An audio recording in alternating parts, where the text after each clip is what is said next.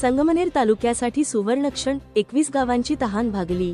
संगमनेर तालुक्यात पाण्याचा सुवर्णकाळ। तळेगाव प्रादेशिक योजनेतून 21 गावांना पाणी, ग्रामस्थांच्या चेहऱ्यावर समाधान। संगमनेर तालुक्यातील तळेगाव प्रादेशिक जीवनधारा पाणीपुरवठा योजनेवर अवलंबून असणाऱ्या 21 गावांसाठी आजचा दिवस ऐतिहासिक आणि सुवर्ण अक्षरांनी लिहून ठेवावा असाच ठरला आहे।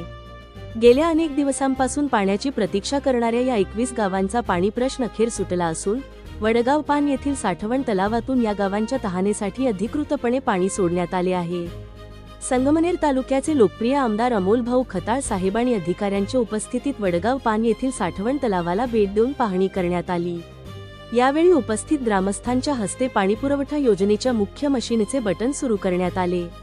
मशीन सुरू होताच जलवाहिनीतून खळखळत वाहणारा पाण्याचा प्रवाह पाहून उपस्थित ग्रामस्थांच्या, विशेषतः महिलांच्या डोळ्यांत आनंदाश्रू आणि चेहऱ्यावर समाधानाचे भाव पाहायला मिळाले।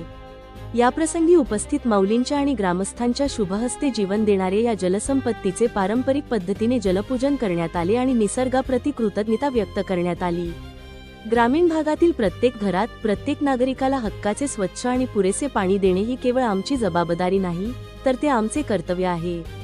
आदरणीय जलसंपदा मंत्री नामदार श्री राधाकृष्ण विखे पाटील साहेब यांच्या खंबीर मार्गदर्शनाखाली संगमनेर तालुक्याला पाणीटंचाईच्या छायेतून कायमचे मुक्त करण्यासाठी आणि प्रत्येक घर सुजलाम सुफलाम करण्यासाठी आम्ही पूर्ण ताकदीने प्रयत्नशील आहोत।